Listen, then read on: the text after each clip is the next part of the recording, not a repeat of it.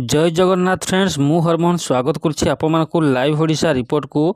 आज हूँ 16 जुलाई गुरुवार सकाळ 22टी गुरुत्वपूर्ण खबर उपर नजर पकाइबा। ता पूर्व वीडियो गोटे लाइक करूँ फ्रेंड्स। जदि चैनल को नुआ कर आसते चैनल को सब्सक्राइब करने और पाखर बेल आइकन रे क्लिक करने। आग को जिते भी नुआ वीडियो अपलोड हो आपंक पाखे नोटिफिकेशन जीव। नोटिफिकेशन जरिए आपम वीडियो को सर्वप्रथम देखिपारे और कमेंट बॉक्स रे जय जगन्नाथ निश्चय लिखतु। चलतु जानिबा संपूर्ण खबर। प्रथम खबर, रथयात्रा पुरी रे हाईटेक हॉस्पिटल उद्घाटित। प्रतिवर्ष भली ए वर्ष मध्य जरूरीकालीन तथा अस्थायी हॉस्पिटल खोल जाइछि।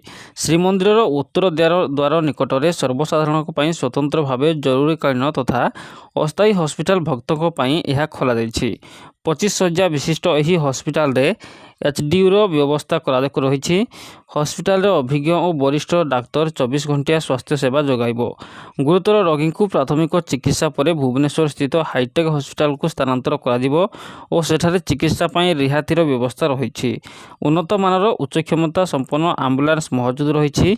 एथिसह आखि और दांत चिकित्सा मोबाइल भ्यान कार्यकारी होउछि। परवर्ती खबर, ओडिशा रे पर्यटक सुरक्षा को व्यवस्था को अधिक सुदृढ़ करने राज्य को एक निरापद तथा दायित्वपूर्ण पर्यटन स्थली भाव गढ़ी तोलिबा दिगरे ओडिशा सरकार को पर्यटन विभाग पक्षर एक गुरुत्वपूर्ण पदक्षेप ग्रहण कर। पर्यटन स्थली और समुद्र कूल पर्यटकों सुरक्षा पुरी ठारे सुरक्षित पर्यटक अभियान आरंभ कर। कार्यक्रम में उपमुख्यमंत्री तथा पर्यटन मंत्री प्रभाती परिडा मुख्य अतिथि भाव जोग देइथिले। पर्यटन विभाग कमिशनर तथा शासन सचिव बलवंत सिंह, निर्देशक दीपंकर महापात्र, ओडिशा अग्निशम और जरूरीकालीन सेवार महानिर्देशक डायरेक्टर डॉक्टर सुधांशु षडंगी एवं ओडिशा अग्निशम और जरूरीकालीन सेवार महानिरीक्षक डॉक्टर उमाशंकर दास प्रमुख सम्मानित अतिथि भाव उपस्थित थिले। परवर्ती खबर, बंगोपसागर रे लघुचाप, रथयात्रा रे अति प्रबल वर्षा। पाणीपाग को नहीं बड़ खबर, बंगोपसागर रे सृष्टि है लघुचाप। रथयात्रा पूर्व पाणीपाग रे बड़ परिवर्तन। राज्यर विभिन्न स्थान में तुहाकु तुहा वर्षा लगी रही बेले लघुचाप सक्रिय रही। गतकालीर सक्रिय घूर्णिबलय प्रभाव में उत्तर पश्चिम बंगोपसागर पार्श्ववर्ती उत्तर और ओडिशा पश्चिम बंगोपसागर उपकूल में एक लघुचाप क्षेत्र सृष्टि होइछि। प्रभाव में राज्य में तुहाकु तुहा वर्षा जारी रही। उत्तर ओडिशा रे प्रबल वर्षा लगी रही। उत्तर उपकूल को रेड अलर्ट जारी करिछि पाणीपाग विज्ञान केन्द्र। अतिरु अति प्रबल वर्षा हेबा नै 3टी जिला को रेड अलर्ट जारी कर जाइछि। 3 जिला भद्रक, केन्द्रापड़ा, जगतसिंहपुर रे अति प्रबल वर्षा नहीं रेड अलर्ट जारी कर जाइछि। संपूर्ण उत्तर उपकूल जिला को प्रबल प्रबल वर्षा नहीं ऑरेंज अलर्ट दि जाइछि। लघुचाप सक्रिय थिबारु जुलाई 18 तारिख जाए समुद्र अशांत रहिबो। एणु मत्स्यजीवी को समुद्र भितर को जीवाकू बारण कर जाइछि। वर्षा पाई आज भद्रक एवं पुरी रे स्कूल छुट्टी घोषणा कर जाइथिला। परवर्ती खबर, महाप्रभु श्री जगन्नाथ को विश्वव्यापी भक्तों को आध्यात्मिक आस्था को सम्मान जनाई राज्य सरकार डिजिटाल दान व्यवस्था आरंभ करिसेंती। आज बुधवार पुरी श्री जगन्नाथ मंदिर प्रशासन कार्यालय में मुख्यमंत्री मोहन चरण माझी अत्याधुनिक डिजिटाल हुंडी समर्पणर शुभारंभ करिसेंती। एही ऐतिहासिक पदक्षेपटी ओडिशा सरकार इलेक्ट्रोनिक्स और प्रजुक्ति विद्या विभाग अधीन रे थिबा ओडिशा कंप्यूटर एप्लिकेशन सेंटर ओकाक एवं श्री जगन्नाथ मंदिर प्रशासन एसजेटीए रो मिलित सहयोग रे आरंभ कर जाइछि। ओकाक यह द्वारा विकसित होइतबा एही निरापद डिजिटल प्लेटफॉर्म को श्रीमंदिर प्रशासन रो ऑफिशियल पोर्टाल सहित संयुक्त कर जाइछि, जहाँ भक्त मानकु संपूर्ण सुरक्षा और स्वच्छतार सह दान करिवार सुविधा प्रदान करुछि। राज्य सरकार को प्रत्यक्ष मार्गदर्शन रे प्रजुक्ति विद्या भित्तिक संस्कार पई एक स्वतंत्र वेब पोर्टाल सहित मोबाइल ऐप मध्य विकसित कर जाइछि। विशेष सूचना, श्रद्धालु माने निजे मोबाइल नंबर एवं ओटीपी माध्यम सहजरे लॉगिन करी महाप्रभु उद्देश्य रे दान करिपारिबे। दान प्रक्रिया को सरल करिबा पई एथिरे यूपीआई, इंटरनेट बैंकिंग, डेबिट और क्रेडिट कार्ड समेत व्हाट्सएप माध्यम रे पेमेंट करिवार सुविधा प्रदान करा जाइछि। एवं दान प्रक्रिया सफल होगा पर भक्त माने तुरंत निजर डिजिटल रसीद डाउनलोड करें। भक्त और श्रद्धालुओं सुविधा को दृष्टि रखी यह व्यवस्था दान करने कौन निर्दिष्ट आर्थिक सीमा रखा जाए नहीं। भक्त माने निज सामर्थ्य अनुजाई मात्र 1 टंकार आरंभ कर जेते चाहिए सेते अर्थ महाप्रभु चरण में समर्पण करें। यह छड़ा श्रीमंदिर मरामती और नवीकरण और कर्पस पांठी को दान କରୁଥିବା ଶ୍ରଦ୍ଧାଳୁମାନେ ନିଜର ପ୍ୟାନ୍ ବିବରଣୀ ପ୍ରଦାନ କରି ଆୟକର ରିହାତିର ସୁବିଧା ମଧ୍ୟ ପାଇପାରିବେ।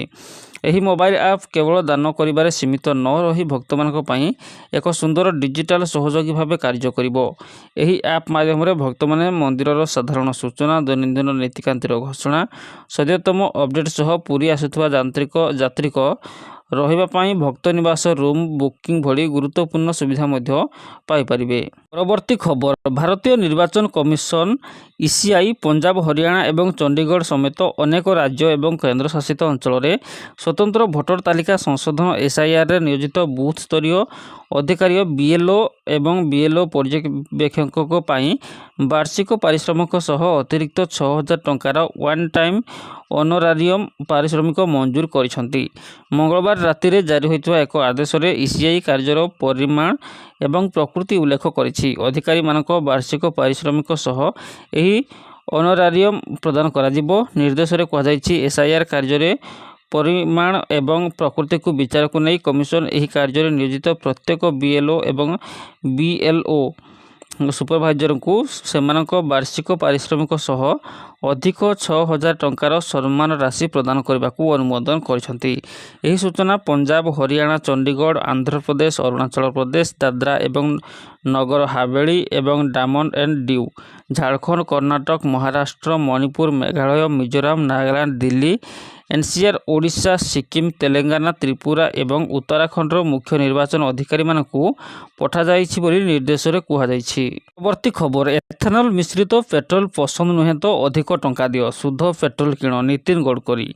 ଏଥାନଲ ମିଶ୍ରିତ ପେଟ୍ରୋଲ E20କୁ ନେଇ ଚାଲିଥିବା ବିବାଦ ଓ ଆଶଙ୍କା ଉପରେ କେନ୍ଦ୍ର ସଡ଼କ ପରିବହନ ଏବଂ ରାଜପଥ ମନ୍ତ୍ରୀ ନୀତିନ ଗଡ଼କରୀ ବଡ଼ ବୟାନ ଦେଇଛନ୍ତି। ଏକ ସାକ୍ଷାତକାରରେ ସେ ସ୍ପଷ୍ଟ କରିଛନ୍ତି ଯେ ଯେଉଁମାନେ ଗାଡ଼ିରେ ଏଥାନଲ ମିଶ୍ରିତ ପେଟ୍ରୋଲ ବ୍ୟବହାର କରିବାକୁ ଚାହୁଁନାହାନ୍ତି ସେମାନେ 100% ଶୁଦ୍ଧ ପେଟ୍ରୋଲ କିଣିପାରିବେ, ହେଲେ ଏଥିପାଇଁ ସେମାନଙ୍କୁ ଅଧିକ ଟଙ୍କା ଖର୍ଚ୍ଚ କରିବାକୁ ପଡ଼ିବ। ଏହାସହ E20 ଇନ୍ଧନ ଯୋଗୁଁ ଗାଡ଼ିର ଇଞ୍ଜିନ୍ ଖରାପ ହେଉଥିବା ଦାବିକୁ ସେ ସମ୍ପୂର୍ଣ୍ଣ ପ୍ରତ୍ୟାଖ୍ୟାନ କରିଛନ୍ତି। ଏହା ସରକାର ଓ ତାଙ୍କ ବିରୋଧରେ ଚାଲିଥିବା ଏକ ରାଜନୈତିକ ଉଦ୍ଦେଶ୍ୟ ପ୍ରଣୋଦିତ ଅପପ୍ରଚାର ବୋଲି ଗଡ଼କରୀ କହିଛନ୍ତି।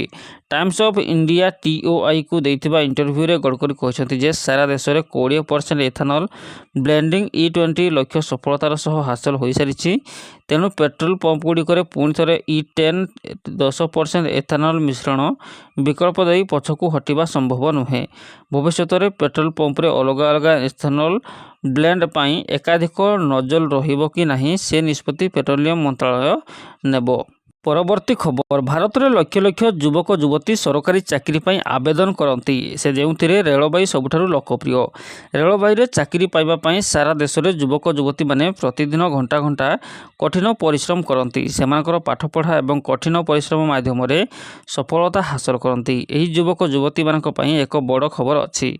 ରେଳବାଇ ନିଯୁକ୍ତି ବୋର୍ଡ RRB ସେକ୍ସନ କଣ୍ଟ୍ରୋଲର ନିଯୁକ୍ତି 2026 ପାଇଁ ସରକାରୀ ବିଜ୍ଞପ୍ତି ପ୍ରକାଶ କରିଛି। ବିଜ୍ଞପ୍ତି ଅନୁସାରେ ମୋଟ 119ଟି ପଦବୀ ପାଇଁ ଯୋଗ୍ୟ ପ୍ରାର୍ଥୀଙ୍କୁ ଚୟନ କରାଯିବ। ଆବେଦନ ପ୍ରକ୍ରିୟା ସମ୍ପୂର୍ଣ୍ଣ ଅନଲାଇନ୍। ଆଗ୍ରହୀ ପ୍ରାର୍ଥୀମାନଙ୍କୁ RRBର ସରକାରୀ ୱେବସାଇଟ୍ ପରିଦର୍ଶନ କରି ଆବେଦନ କରିବାକୁ ପଡ଼ିବ। ପରବର୍ତ୍ତୀ ଖବର, କେନ୍ଦ୍ର କ୍ୟାବିନେଟରେ ପାରାଦୀପ ହରିଦାସପୁର ରେଳପଥ ଦୋହରୀକରଣ ପ୍ରକଳ୍ପକୁ ମଞ୍ଜୁରୀ ମିଳିଛି। ଏହା ସହିତ ରାଜଖରସୁଆଁ ଓ ଡାଙ୍ଗପୋଷି ଚତୁର୍ଥ ଲେନ୍ ପ୍ରକଳ୍ପକୁ ମଧ୍ୟ ମଞ୍ଜୁରୀ ମିଳିଛି। ଦୁଇ ପ୍ରକଳ୍ପର ମୋଟ ମୂଲ୍ୟ ପ୍ରାୟ 3,907 କୋଟି ଟଙ୍କା। ଓଡ଼ିଶା ଏବଂ ଝାଡ଼ଖଣ୍ଡ ରାଜ୍ୟର 4ଟି ଜିଲ୍ଲାକୁ କଭର କରୁଥିବା ଦୁଇ ପ୍ରକଳ୍ପ ଭାରତୀୟ ରେଳବାଇର ବିଦ୍ୟମାନ ନେଟୱାର୍କକୁ ପ୍ରାୟ 145 କିଲୋମିଟର ବୃଦ୍ଧି କରିବ। ଏହି ପ୍ରକଳ୍ପଗୁଡ଼ିକ ପ୍ରଧାନମନ୍ତ୍ରୀ ଗତିଶକ୍ତି ଜାତୀୟ ମାଷ୍ଟର ପ୍ଲାନ୍ରେ ଯୋଜନା କରାଯାଉଛି, ଯେଉଁଥିରେ ସମନ୍ୱିତ ଯୋଜନା ଏବଂ ଅଂଶୀଦାରମାନଙ୍କ ପରାମର୍ଶ ମାଧ୍ୟମରେ ବହୁ ମଡେଲ ସଂଯୋଗ ଏବଂ ଲଜିଷ୍ଟିକ୍ ଦକ୍ଷତା ବୃଦ୍ଧି ଉପରେ ଧ୍ୟାନ ଦିଆଯାଉଛି।